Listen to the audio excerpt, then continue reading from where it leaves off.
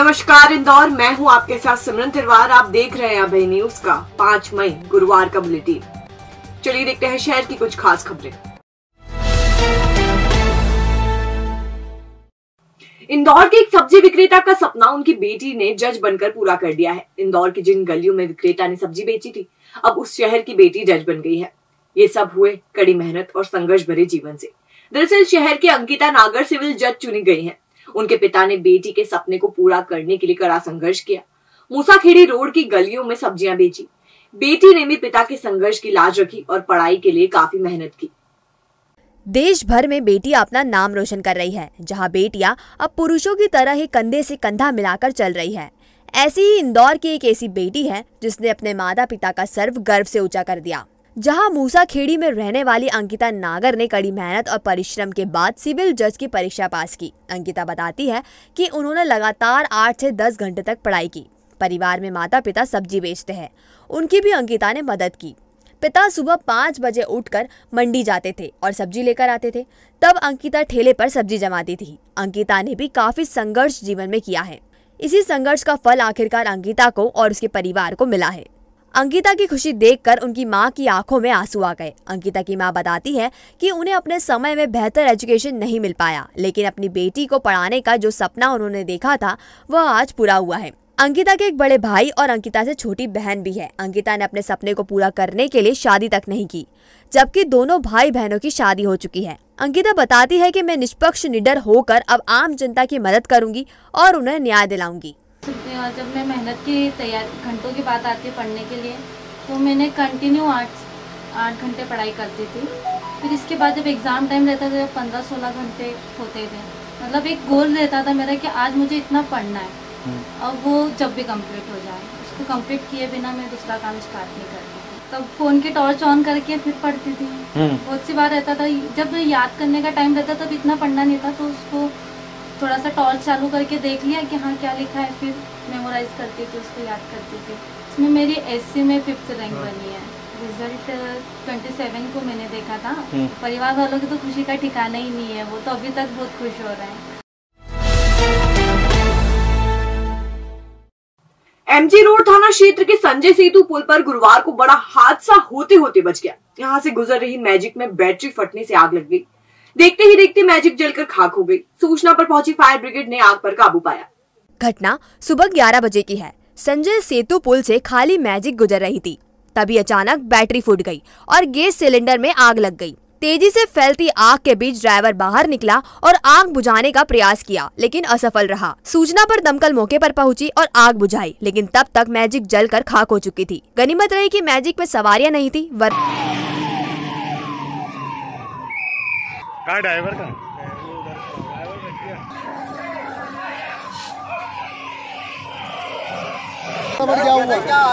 आग sir battery फूटी, बोले बैटरी फूटने के बाद वो गैस की टंकी उड़ी, आग लग गई। मैं बुझाने की कोशिश कर रहा था, वो बुझी नहीं। अकेले से पानी लेने भागा मैं, कहीं पानी नहीं मिला। सवारी कुछ भी नहीं था, मैं तो घर से ही निकाल के ला रहा था, खाली गाड़ी थी। क्राइम ब्रांच ने 4 ऐसे जालसाजों को गिरफ्तार किया है जो लोगों के सोशल मीडिया अकाउंट हैक कर रुपए वसूलते थे। बदमाशों ने गूगल पे, फोन पे, पेटीएम का QR कोड स्कैन कर लाखों रुपए की ठगी करना कबूला है। ये लोग उनको निशाना बनाते थे जिनके आईडी, पासवर्ड, मोबाइल नंबर और जन्म तिथि से मिलते जुलते थे, यानी ये पासवर्ड बेहद आसान थे। डीसीपी क्राइम ब्रांच निमिष अग्रवाल के मुताबिक मोबाइल और खाते की जानकारी निकालकर ठगी करने वाले आरोपी राजकुमार, बलराम उर्फ बल्लू, अजय चंद्रवंशी और परमवीर उर्फ परम को गिरफ्तार किया गया।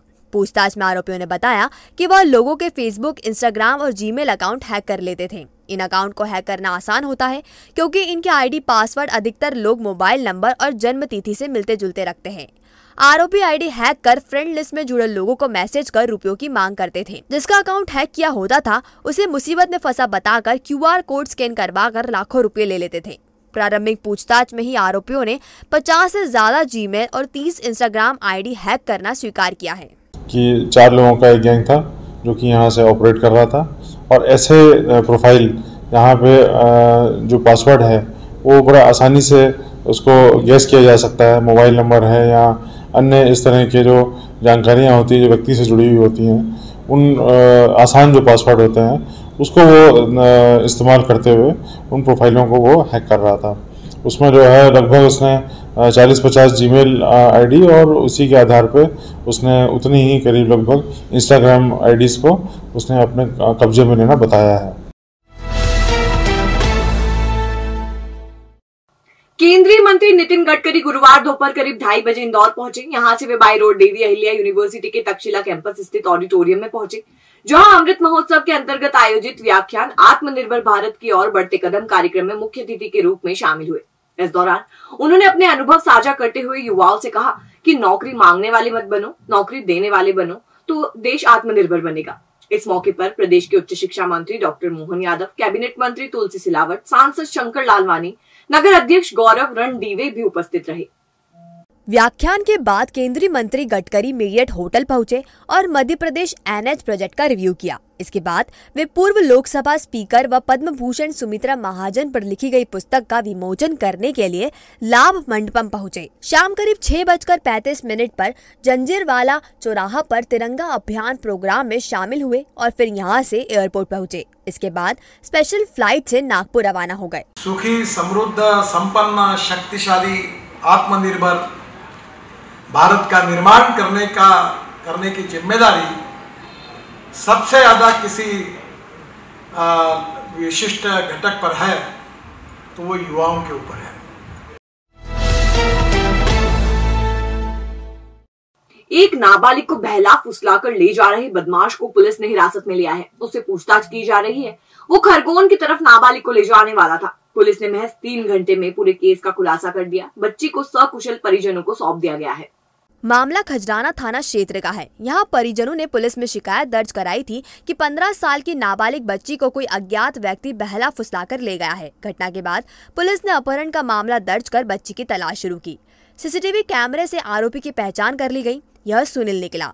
उससे बच्ची को बरामद कर परिजनों को सौंपा गया है। फिलहाल बच्ची का अपहरण क्यों किया गया था और क्या कारण था, इस मामले में पूछताछ की जा रही है। किसी भी फिरौती की बात सामने नहीं आई है, लेकिन सुनील 15 साल के नाबालिग बच्ची का अपहरण कर खरगोन जाने की फिराक में था। 13 दिसंबर 2021 को फरियादी द्वारा थाने पे रिपोर्ट लिखाई थी कि उसकी नाबालिग बच्ची जो 15 साल की है कोई अज्ञात व्यक्ति बहला फुसलाकर ले गया है। उक्त रिपोर्ट पर से धारा 363 का अपराध पंजीबद्ध कर विवेचना में लिया गया था। अपहर्ता को 24 घंटे के अंदर बरामद कर लिया गया था। आरोपी उस समय फरार होने में सफल रहा था, जिसको कल दिनांक को आरोपी सुनील पिता जगदीश को निवासी ग्राम भगवानपुरा जिला खरगोन को गिरफ्तार किया गया है। आरोपी के विरुद्ध धारा 363-366 में प्रकरण दर्ज है, जिसे न्यायालय पेश किया जा रहा है। टमाटर के दामों ने अचानक तेजी पकड़ ली है। हाल ये है कि 1 क्रेट के दाम में 400 रुपए तक का इजाफा हो गया है। देवी अहिल्या होलकर चोइथराम थोक सब्जी मंडी में टमाटर 1300 से 1400 रुपए प्रति क्रेट के दामों पर बिक गया। एक दिन पहले टमाटर 1000 रुपए और उससे पहले तक 800 रुपए क्रेट तक बिक रहा था। इसका असर खेरची सब्जी मंडियों में भी नजर आने लगा है। मध्य प्रदेश की सबसे बड़ी चोइथराम सब्जी मंडी में एक सप्ताह पहले तक 700 रुपए प्रति क्रेट टमाटर बिक रहा था। बुधवार को यह 1400 प्रति क्रेट के दाम पर बिका। अक्षय तृतीया और ईद के मौके पर टमाटर के दाम 1000 रुपए प्रति क्रेट थे। माना जा रहा था कि अब टमाटर के दामों में कमी आएगी, लेकिन थोक मंडी में टमाटर के दाम ऊंचे खुले तो खेरजी सब्जी मंडियों में भी दाम बढ़ा दिए गए हैं। खुदरा कारोबारी 80 से 100 रुपए किलो के दाम पर टमाटर बेचने लगे हैं। वहीं थोक सब्जी विक्रेताओं का कहना है कि स्थानीय स्तर पर टमाटर की आवक ना के बराबर है। पानी खत्म होने के कारण आसपास के गांवों के किसानों ने टमाटर उखाड़ दिया है। मंडी में अब ज्यादातर टमाटर महाराष्ट्र से आ रहा है। यदि आगे भी टमाटर की आवक कमजोर रही तो बाजार ऊंचा ही बना रहेगा। लगभग 15 दिन बाद टमाटर में तेजी आ गई है। लगन सरा चालू है। टमाटर एकदम हो गया लाल। कल तक 500-600 बिकने वाला टमाटर आज 1000, 11, 12 और 1300 रुपये तक प्रति कैरेट बिका है। लगन सरा में सब्जी की मांग रहती है। बड़ी बड़ी शादियाँ हो रही हैं। शादी के अंदर टमाटर सब्जियाँ लगती हैं। टमाटर में तेज़ी का कारण है कि मध्य प्रदेश में टमाटर लगभग ख़त्म हो चुका है। जो महाराष्ट्र इंदौर की पूर्ति कर रहा है, महाराष्ट्र शिरपुर और टिम्बा और नासिक जिले से जो टमाटर आ रहा है वही टमाटर 1000 से 11, 12 और 1300 रुपये बिक रहा है। ज्यादा से ज्यादा युवाओं को भाजपा की विचारधारा से जोड़ने के लिए भारतीय जनता युवा मोर्चा नई मुहिम शुरू करने जा रही है। इसके तहत जिला स्तर पर 15 मई से 15 जून के बीच अलग अलग स्पर्धाएं आयोजित की जाएंगी। जिले से चयनित होने वाले युवाओं के लिए संभाग स्तर पर कार्यक्रम होगा। दरअसल भारतीय जनता युवा मोर्चा का सबसे ज्यादा फोकस स्टार्टअप शुरू करने वाले युवा उद्यमी में है, जिन्हें भाजपा की विचारधारा से जोड़ने के साथ ही उनके बीच केंद्र और राज्य सरकार की योजनाओं को पहुंचाना है। मोर्चा ने इसे लेकर गुरुवार को संभागीय स्तर की बैठक भी ली। युवा मोर्चा के पदाधिकारियों ने मीडिया से रूबरू होते हुए कहा, युवा मोर्चा लगातार सेवा के भाव से काम करता है, लिहाजा इस कार्यक्रम को भी उसी तरह से देखा जाए। यह कांग्रेस का काउंटर करने के लिए नहीं है। कांग्रेस धरातल में जा चुकी है। दरअसल प्रधानमंत्री नरेंद्र मोदी एवं मुख्यमंत्री शिवराज सिंह चौहान द्वारा युवाओं के लिए कल्याण के लिए शुरू की गई योजनाओं को उनके बीच पहुंचाना है, जिसका लाभ उन्हें मिल सके।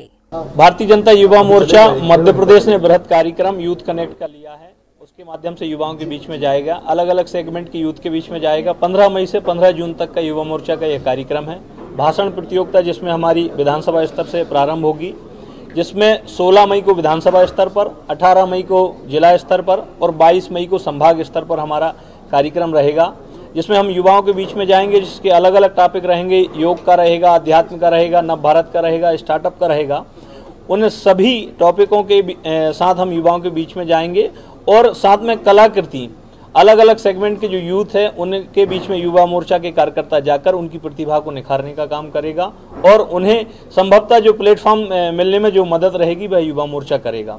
1 जून से 15 जून के बीच में युवा मोर्चा वृहद सम्मेलन का कार्यक्रम करेगा, जो संभाग स्तर पर रहेगा। उसमें सभी युवा मोर्चा के कार्यकर्ता सम्मिलित होंगे और हमारा राष्ट्रीय नेतृत्व, प्रदेश नेतृत्व, आदरणीय प्रदेश अध्यक्ष श्री विष्णुदत्त शर्मा जी, आदरणीय वैभव पवार जी, मुख्यमंत्री आदरणीय शिवराज सिंह चौहान जी, दीदी कविता पाटीदार जी जो युवा मोर्चा की हमारी प्रभारी हैं, और सभी केंद्रीय नेतृत्व आदरणीय तेजस्वी सूर्या जी भी मध्य प्रदेश में अलग अलग स्थानों पर आएंगे। हमारे एक स्थान पर राष्ट्रीय अध्यक्ष जगत प्रकाश नड्डा जी भी आएंगे। इंदौर में संभवतः पार्टी के युवा मोर्चा के हमारे अध्यक्ष आने हैं और इस प्रकार के युवा मोर्चा के आगामी कार्यक्रम हमारे हैं। और अब खबरें दे दनादन। शहर में स्थित पब एवं बार में आए दिन होने वाली गुंडागर्दी और देर रात तक शराब परोसने को लेकर बुधवार रात कांग्रेसियों ने हल्ला बोल दिया। शहर यूथ कांग्रेस कार्यकर्ता विजयनगर स्थित ट्रांस पब पहुंचे और उसे बंद करवाने के लिए सड़क पर बैठकर जमकर नारेबाजी की। दरअसल युवाओं को गलत रास्ते पर जाने से रोकने के लिए यूथ कांग्रेस ने यह अभियान चलाया है।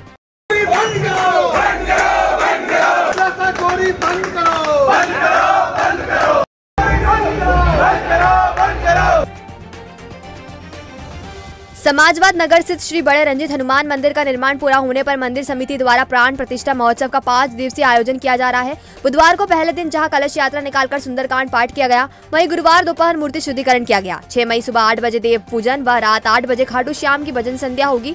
7 मई को सुबह 11:15 बजे से प्राण प्रतिष्ठा, पूर्णाहुति, महाआरती, 56 भोग एवं रात 8 बजे बाबू राजौरिया की भजन संध्या होगी। 5वां और अंतिम दिन 8 मई को शाम 6:30 से महाआरती, 56 भोग एवं भंडारा होगा। समाजवाद नगर में प्राण प्रतिष्ठा का आयोजन है। 5 दिवसीय आयोजन किया गया है।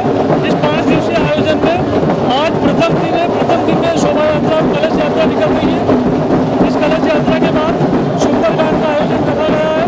सुंदरकांड के आयोजन के बाद कल से 4 दिवसीय कार्यक्रम रहेंगे, जिसमें खाटू श्याम जी की भजन संध्या, माता जी की भजन संध्या और कई सांस्कृतिक कार्यक्रम मंदिर में होंगे। 8 तारीख को इसी कार्यक्रम में 8 तारीख को भंडारे का आयोजन रखा गया है। 2000 करोड़ रुपए की लागत से एयरपोर्ट की तर्ज पर बनने वाले शहर के रेलवे स्टेशन में क्या क्या सुविधाएं होना चाहिए, इसके लिए जनता से सुझाव मांगे गए हैं। सांसद शंकर लालवानी ने इसके लिए गूगल फॉर्म भी जारी किया है, जिसके माध्यम से आम जन अपने सुझाव भेज सकते हैं। 15 दिन की समय अवधि के बाद सभी सुझावों को एकत्र कर उन पर विचार किया जाएगा।